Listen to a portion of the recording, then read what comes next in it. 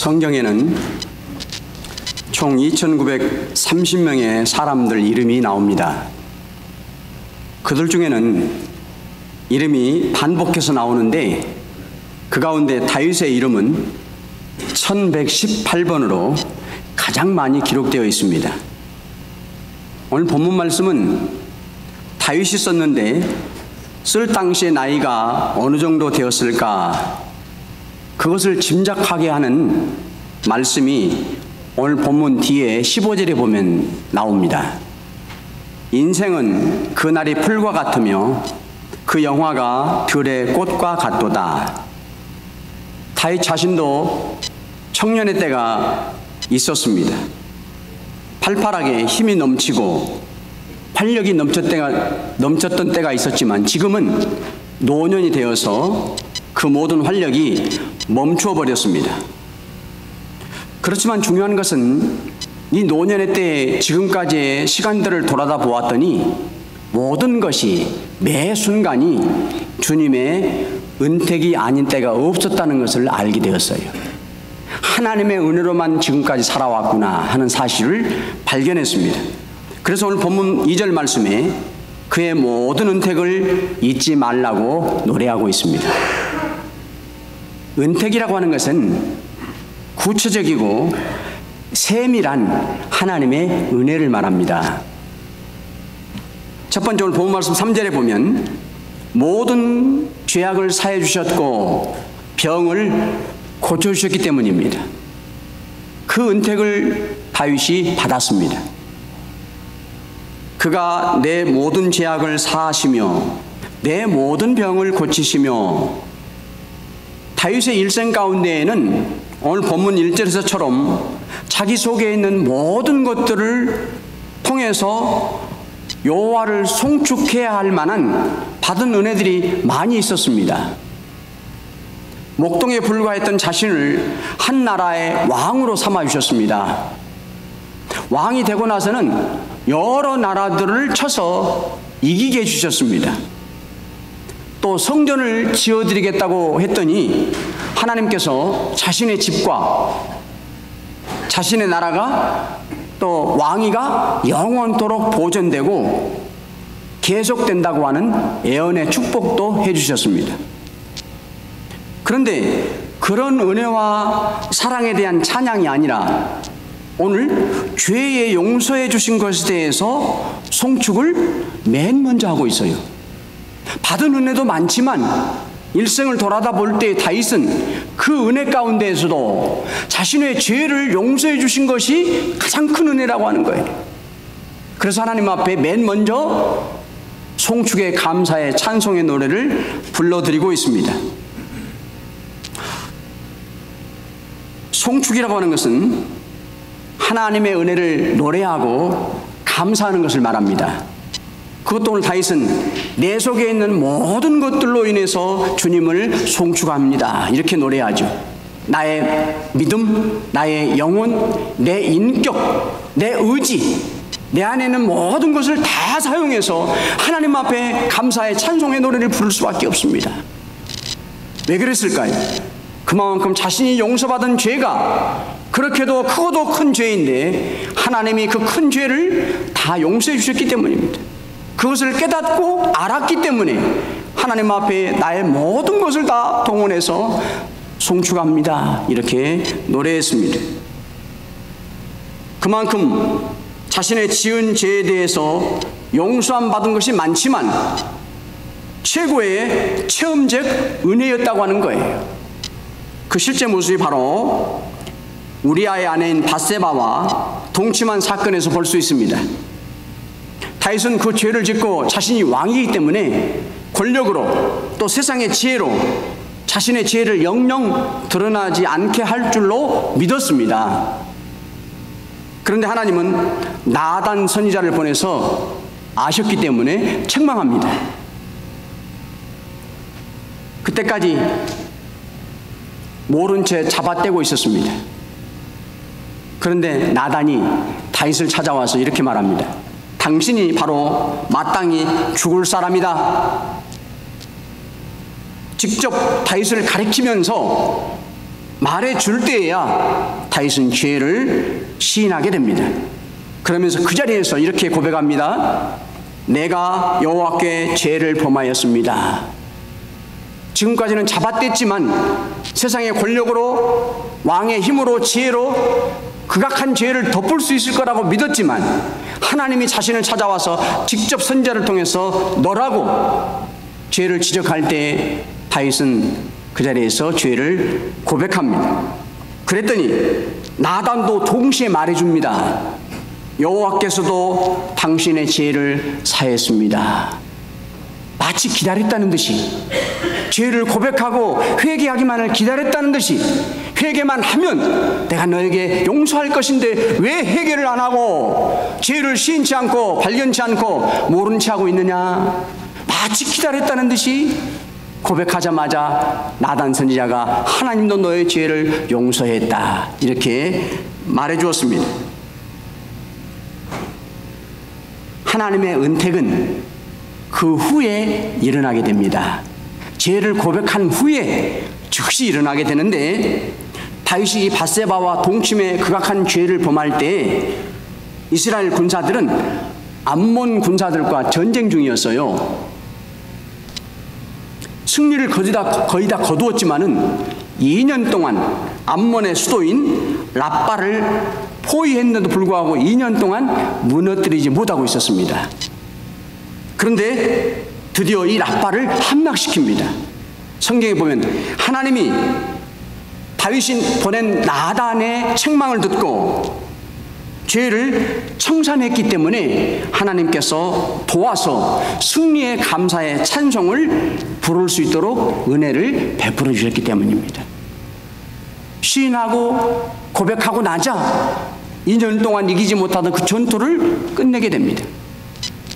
이사야 59장 1절과 2절에 말씀하고 있습니다.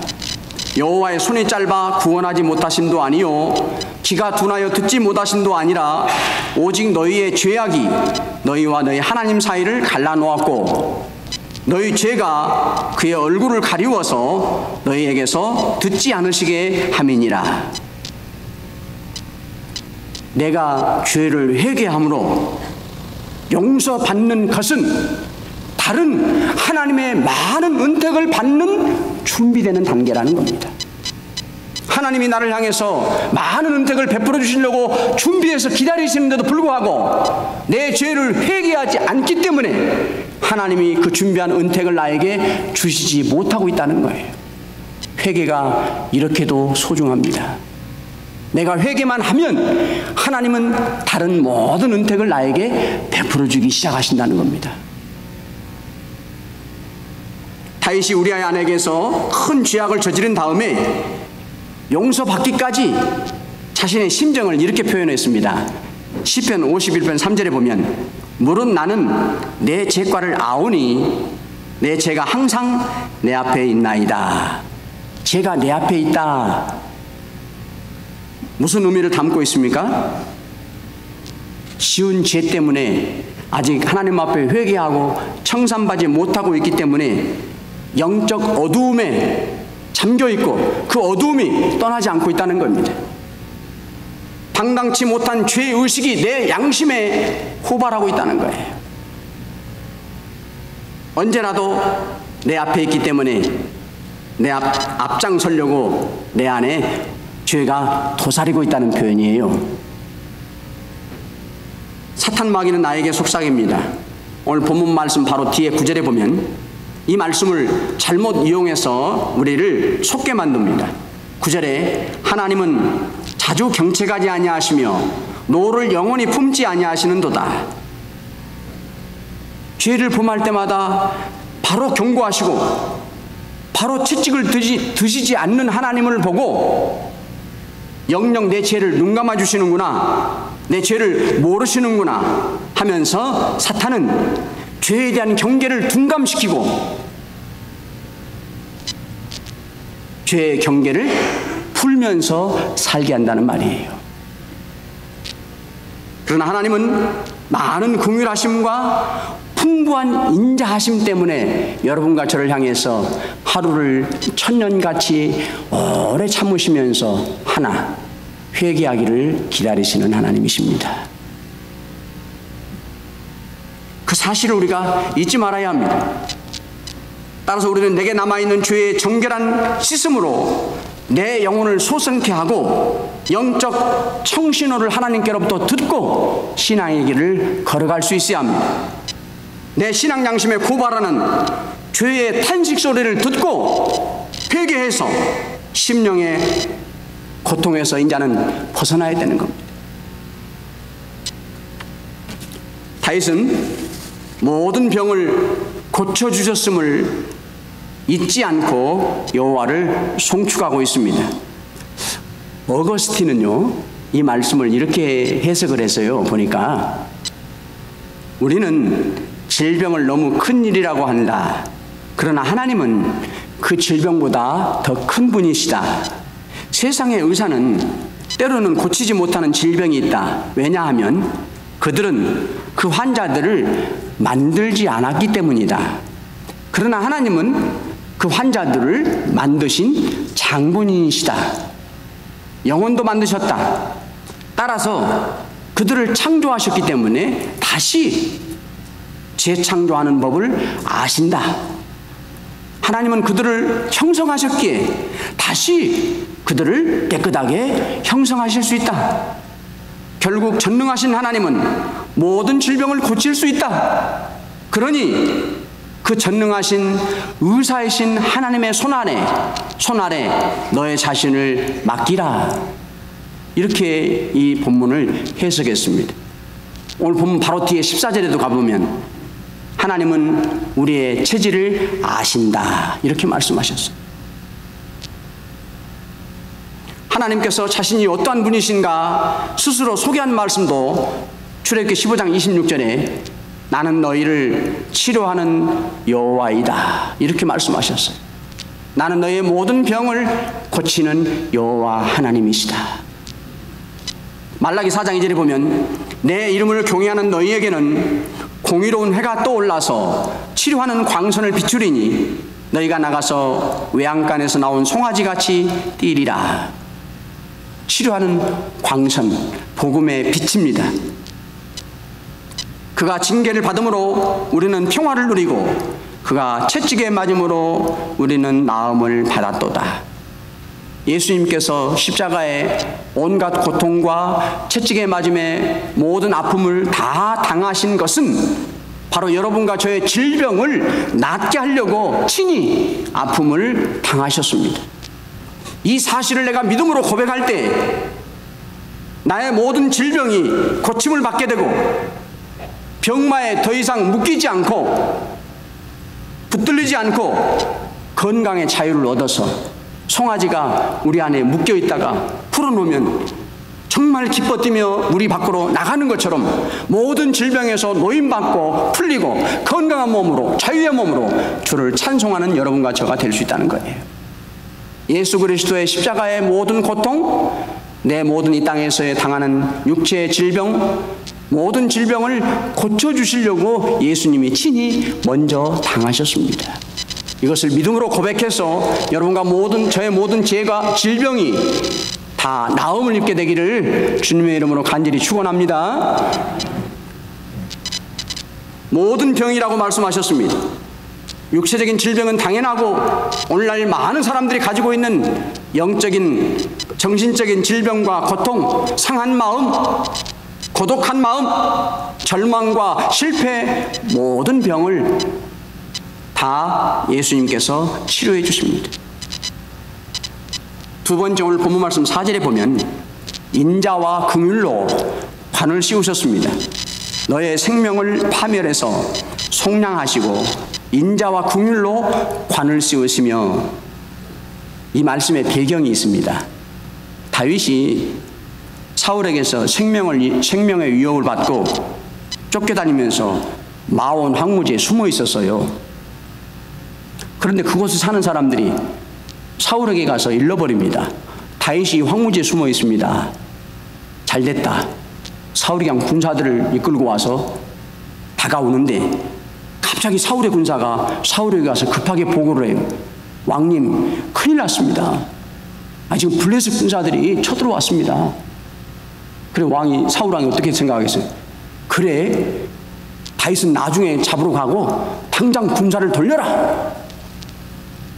다윗이 하나님의 궁율의 관을 힘입고 살아나게 됩니다. 하나님이 다윗을 궁율로 관을 씌워서 위험에서 덮어주시려고 블레셋 군사를 뜻하지 않게 사용하셨어요. 그날 이후로 그곳 이름을 셀라 하만느곳이라 이렇게 불렀습니다. 분리하다라는 뜻입니다. 죽이려는 사울로부터 다윗을 떼어놓으셨습니다. 하나님께서 다윗을 불쌍히 여겨서 죽음의 순간에 블레셋을 사용하셨습니다. 특별히 관을 씌우다, 영어 성경은 크라운스 이렇게 말합니다. 왕관, 꼭대기, 덮다 이런 표현입니다. 하나님께서 오늘도 여러분과 저를 마지막까지 긍휼의 손길을 거두지 아니하시고 영원토록 긍휼을 여러분과 저에게 관으로 덮은 것처럼 씌워주시는 하나님, 영원토록 풍성한 긍휼로 여러분과 저를 돌보시는 하나님이십니다. 어떠한 경우에도 긍휼로 덮어서 가리워서 여러분과 저를 대적의 공격으로부터 보호해주시는 하나님이십니다. 다윗이 이런 하나님의 사랑과 긍휼을, 이런 혜택을 받고요, 이런 시를 지었어요. 시편 63편에 보면 주는 나의 도움이 되셨습니다. 내가 주의 날개 아래 그늘에서 즐겁게 부르리이다. 나의 영혼이 주를 가까이 따르니 주의 오른손이 나를 붙드시거니와. 주를 가까이 따른다. 역시 영어 성경을 보면 이렇게 쉽게 이해할 수 있게 도와주셨어요. 크링스, 꽉 붙잡다, 그런 뜻입니다. 꼭 붙잡다. 전적으로 주님만을 붙잡고 의지하는 거예요. 왜요? 주님이 나의 일생에 긍휼을 관으로 씌우시는 살아계신 하나님이시기 때문에, 그것을 알기 때문에 주님을 꽉 붙잡는단 말입니다. 주님이 뭐라 말씀하시든지 가까이 붙어있기 때문에 다 듣는다는 말이에요. 전적으로 순종한다는 말이에요. 하나님 앞에 바짝 붙어있기 때문입니다. 주님 말 꽉 붙들기 때문입니다. 이러한 성도는 어떤 형편 가운데 놓이더라도 반드시 주님이 들려주시는 세미한 음성을 한마디도 안 놓치려고 영적 귀를 쫑긋하면서 하나님 가까이에 탁 찰싹 달라붙어서 나에게 무엇라 말씀하시나, 이 말씀을 들어야 내가 살지, 바짝 타가 있다는 거예요. 그 주님만을 꽉 붙들고 살아나간다는 거예요. 그래서 영적으로 기쁨의 웃음을 웃게 하시는 하나님이십니다. 우리는 많은 시험과 미혹을 당했습니다. 무슨 종류들이었는가 기억이 안 나시죠? 언제였는가 알 수 없습니다. 감사하게도 그때마다 지금까지 주님이 긍휼의 관을 씌워주셨기 때문에 모든 시험과 유혹을 이기고 이 자리까지 올 수 있었습니다. 때로는 낙심과 낙담으로 주저앉기도 했습니다. 그렇지만 그때도 주님은 오른팔로 나를 안아서 일으켜 주셨습니다. 이 또한 주님의 모든 은택이 아니면 설명할 길이 없습니다. 세 번째, 본문 말씀 5절에 보면 좋은 것으로 소원을 만족해 주셨고 청춘을 새롭게 해 주셨습니다. 본문 5절에 좋은 것으로 너의 소원을 만족하게 하사 내 청춘을 독수리같이 새롭게 하시는 도다. 성도들은 누구나 선한 소원을 가지고 신앙생활을 하고 있습니다. 그런데 그 소원은 반드시 믿음을 통해서 성취하게 하시는 하나님이십니다. 마태복음 15장에 보면 딸이 흉악한 귀신이 들려서 고생하는 것을 보고 예수님께 나와서 내 딸을 좀 불쌍히 여겨주옵소서 호소해서 딸이 나음을 입는 가나안 여인의 이야기가 나옵니다. 그녀는 예수님께 나와서 딸을 좀 고쳐달라고 간절히 호소했지만 3번에 걸쳐서 예수님께서 무시합니다. 못 듣는 척 하셨고요, 상관없는 척 하셨고요, 무시한 척 하는데도 아랑곳하지 않고 예수님만을 찾아서 매달려서 드디어 딸의 병이 고침받게 됩니다. 그런 모습을 보면서 예수님이 이렇게 말씀하셨어요. 여자여, 너의 믿음이 크도다. 너의 소원대로 되리라 하시니 그때부터 그의 딸이 나으니라. 여러분과 제가 가지고 있는 믿음의 소원은 반드시 내 믿음씀과 함께 하나님이 역사에서 이루게 하신다는 거예요. 소원의 성취와 믿음을 쓰는 신앙은 절대 떨어질 수 없습니다. 빌립보서 2장 13절에 너희 안에서 행하시는 이는 하나님이시니 자기의 기쁘신 뜻을 위하여 너희에게 소원을 두고 행하게 하신다. 여러분, 어떻게 하면 나의 영적 성전을 잘 지어서 내 믿음이 진보를 나타낼까?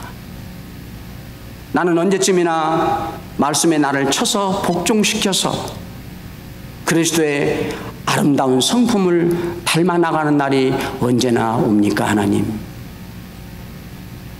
이런 소원들을 하나님께서 기뻐하십니다. 그러니 그런 소원을 품고 나아가는 성도들에게 우리 안에 계시는 성령께서 도우셔서 친히 행할 수 있도록 역사해 주십니다. 더 나아가서 그런 소원들은 좋은 것으로만 이루어서 만족해 주시는 하나님이십니다. 그렇게 하시려고 때로는 여러분과 저에게 내가 원하지 않지만 시험거리들도 허락하십니다. 믿음의 시련도 주십니다. 인내도 갖기를 원하십니다.